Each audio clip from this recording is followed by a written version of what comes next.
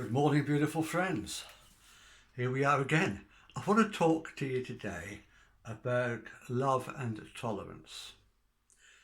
I always speak from the heart, as you know, but I have made a few notes so I don't forget anything because I'm getting old. Just a few bullet points. So if I look down, that's what I'm doing, okay?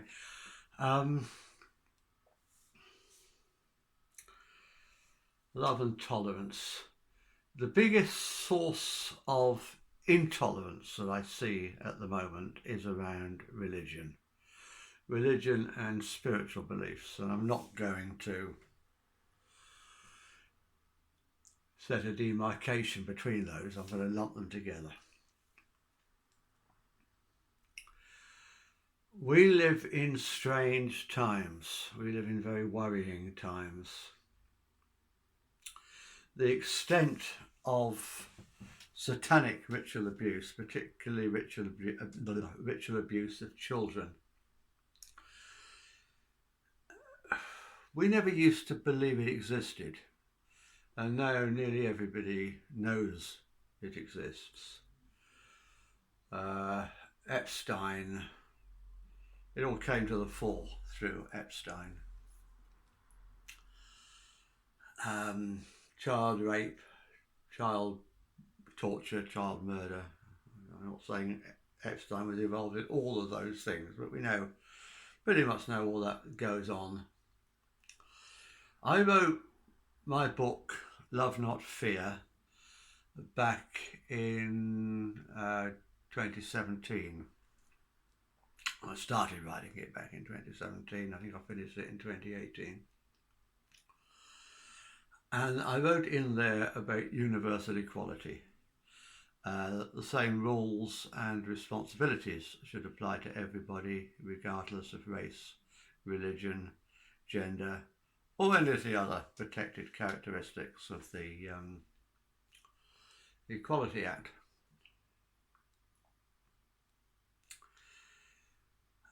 But what I said about religion is freedom of religious belief. Absolute, unlimited freedom of religious belief and freedom of religious practice within the law. And the reason I said that, and I mentioned in the book, the reason I gave in the book for saying that, was you can't allow human sacrifice. And I got a lot of flack of people saying there's no such thing as human sacrifice. It's just in Dennis Wheatley books. Well, I think now we all know that it's not all just in Dennis Wheatley books. It's actually happening.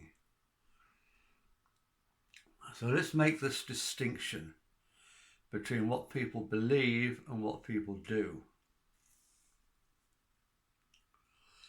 There's lots of things people should not be allowed to do, whether it's rooted in their religion or their culture. Female genital mutilation, for example, and torture and murder. I mean, my heart cries when I hear about these tiny little kids being abused. But on the back of that has arisen a whole new wave of bigotry. People who are not Satanists, who are not doing anything wrong, who are loving, spiritual people, are being tarred with the same brush. And that's got to stop.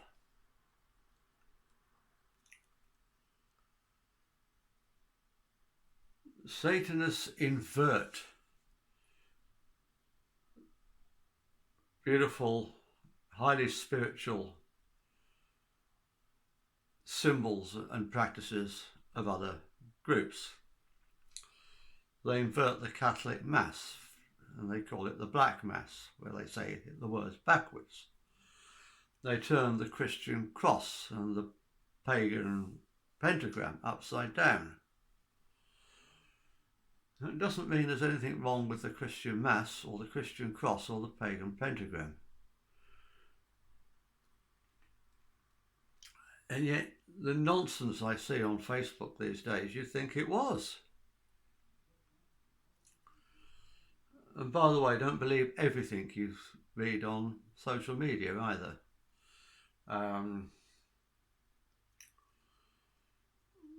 Some of the pictures that have been going around with priests practicing,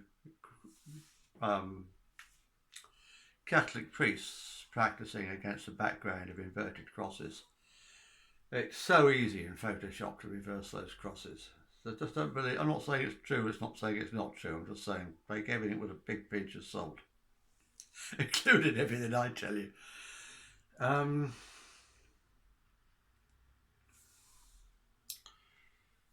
me just consult my bullet points, and I don't want to miss anything here.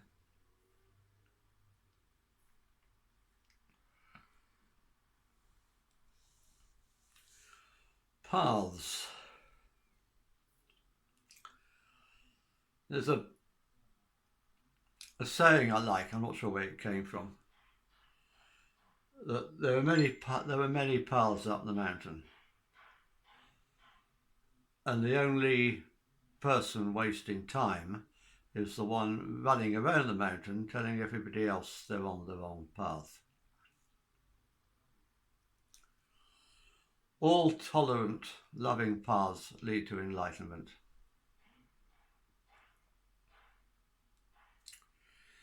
If I was to ask you, what's the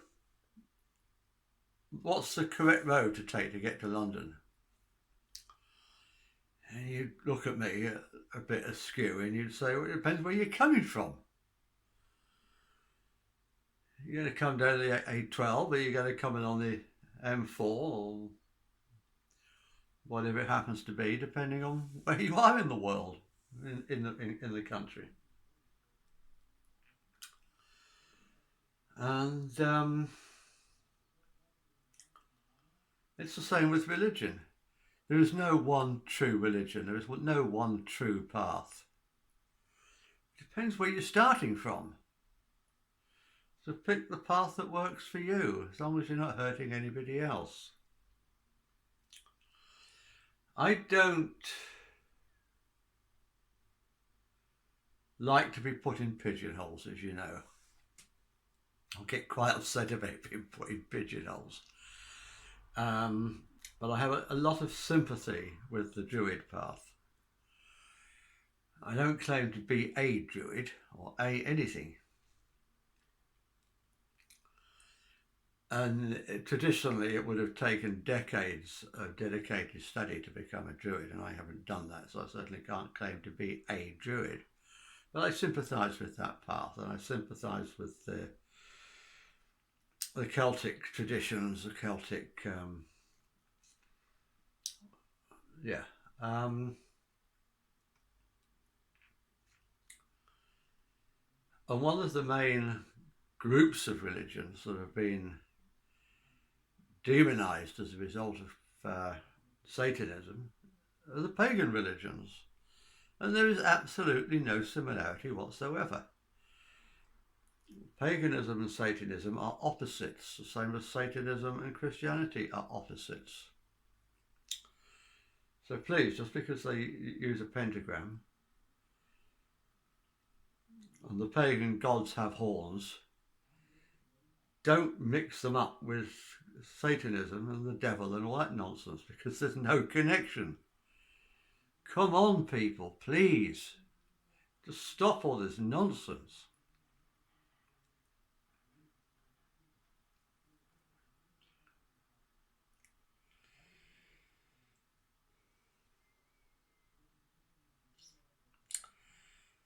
The word God is an interesting word.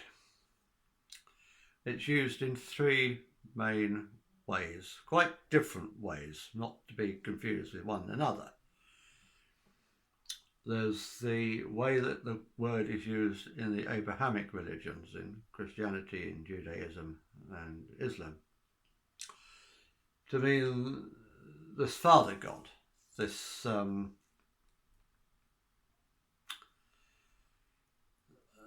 this parent-child analogy. I don't personally subscribe to that, but I respect everybody else's beliefs.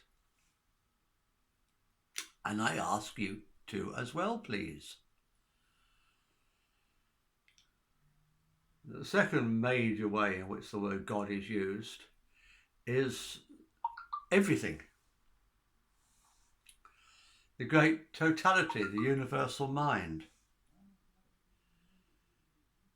The Hindus have their god Brahma, and he's that kind of a god.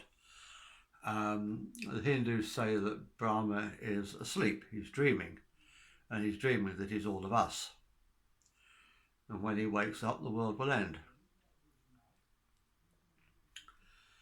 So that kind of idea, the idea that I have, that I very much subscribe to, we are all one,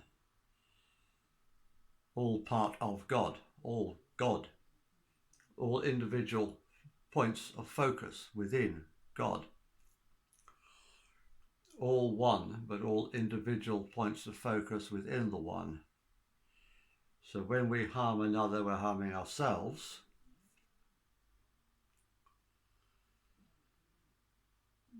But because we're all individual points of focus, you can't lump us all together and have one-size-fits-all policies for everybody, because that doesn't work. We're individuals as well. And the third way to use the word God is the way that it's used in paganism to mean forces of nature. Yeah, the sun god, the moon god, goddess.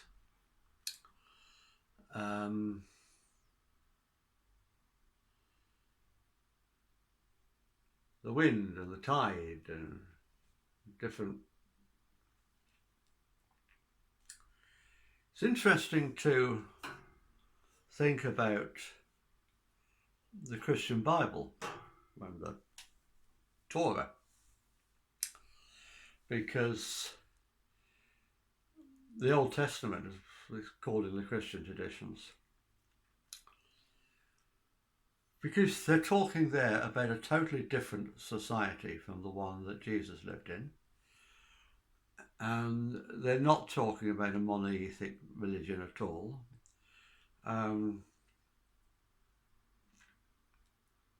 They were shamans. They went on vision quests and stuff. They had multicoloured dream coats.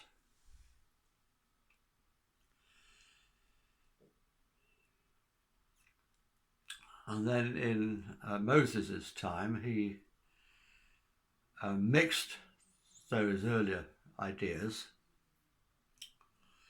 with the ideas that he got from his time in Egypt. The 10 Commandments are a watered down version of the 42 Laws of Mart.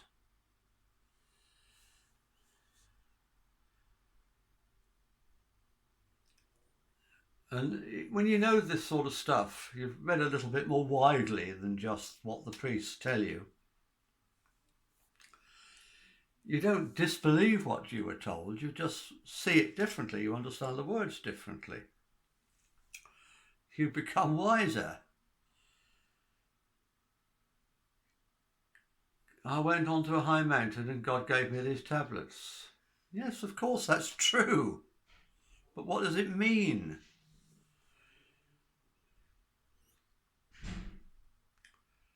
In shamanistic tradition, when you go to the upper world or to the lower world, and one's not good and one's the other's not evil, they're just different worlds, you commune with the gods or the spirits, and you come back with information.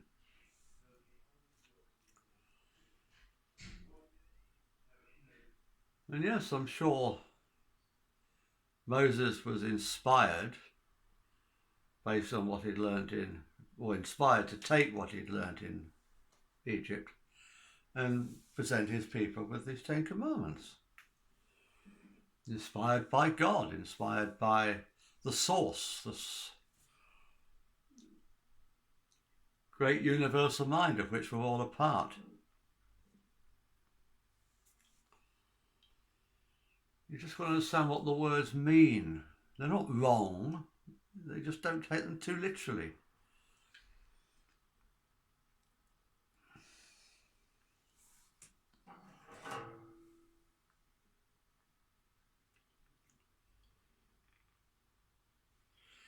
So it's so easy to misrepresent other people's religions, and indeed to misrepresent your own religion. The King James version of the Christian Bible was specifically commissioned to please the king, not to be an accurate translation, but to be a translation that would please the king.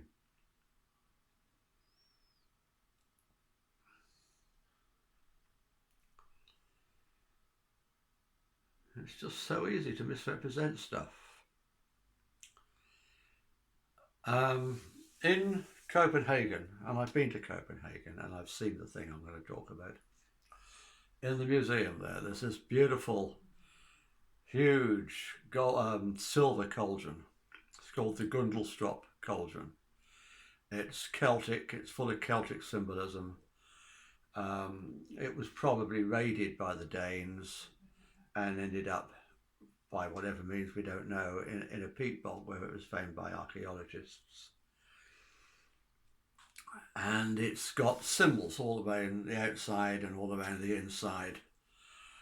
Scenes, panels of different pictures from different aspects of Celtic mythology.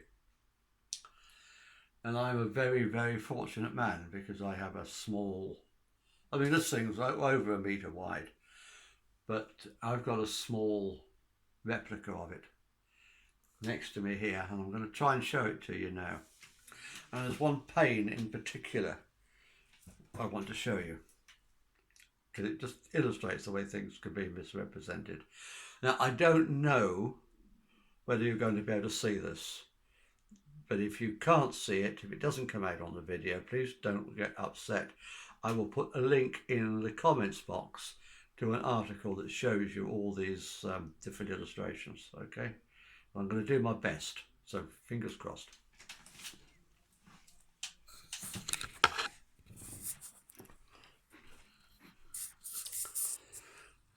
Now, can you see that?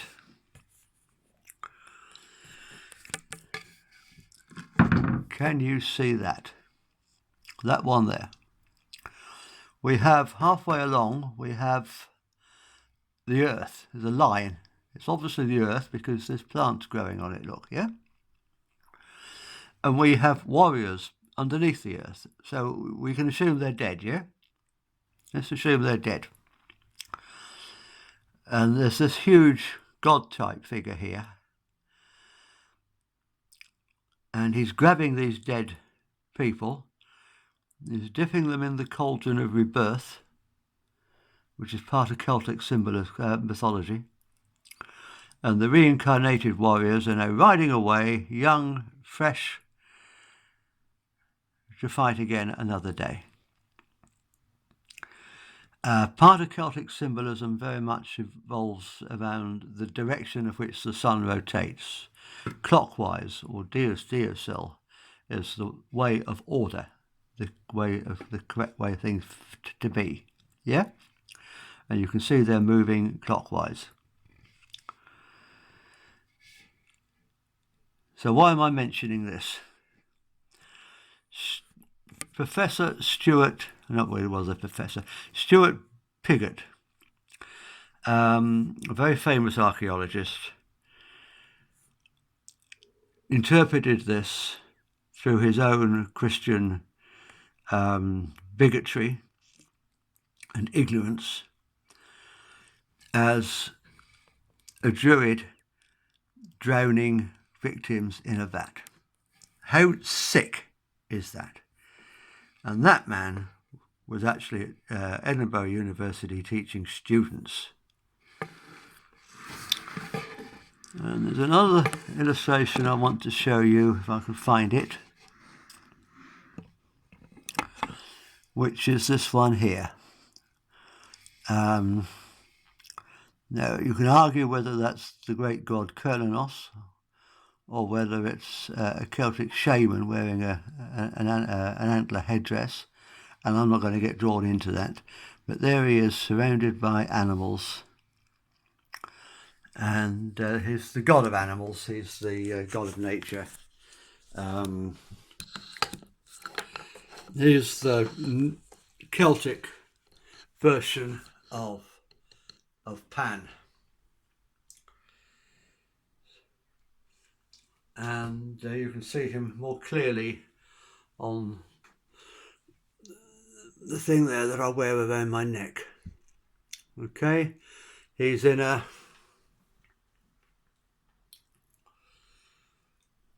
semi-lotus position, which a lot of people use to draw upon the idea that the Celtic religions originated in India. He has a torque in one hand and a snake in the other.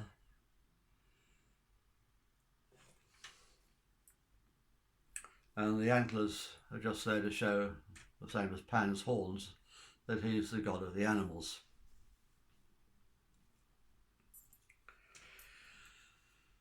I have seen on Facebook recently some disgustingly ignorant posts connecting Pan with the devil just because he has horns, which is absolute nonsense. If you look at early pictures of the devil in Christian mythology, the devil doesn't have horns. And in the Middle Ages, they realised that the pagans were worshipping a horned god, so they set horns on the devil so they could say that the pagans were worshipping the devil. It's bollocks. Please don't fall for it.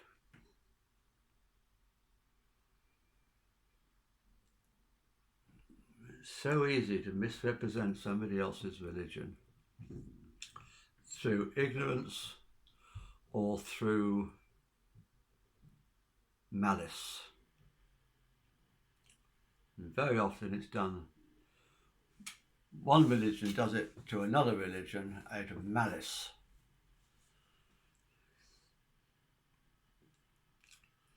Because religion has become monetized. And they want you putting your money in their collection box and not the other religion's collection box.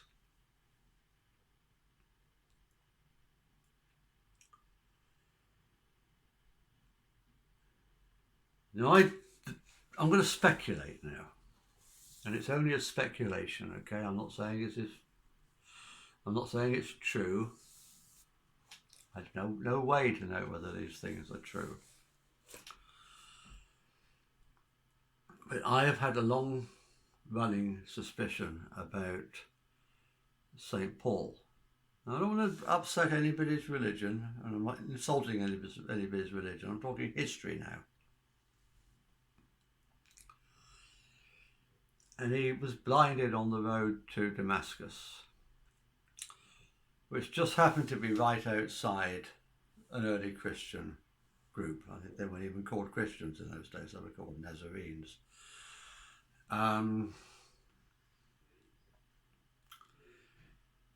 Was that a coincidence?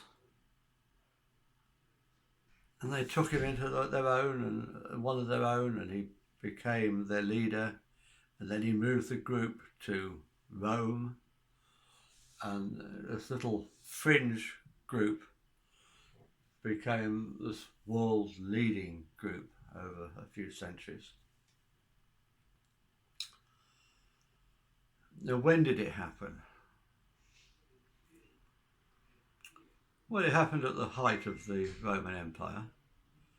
It happened when, or actually in the latter days of the Roman Empire, it was becoming expensive to keep troops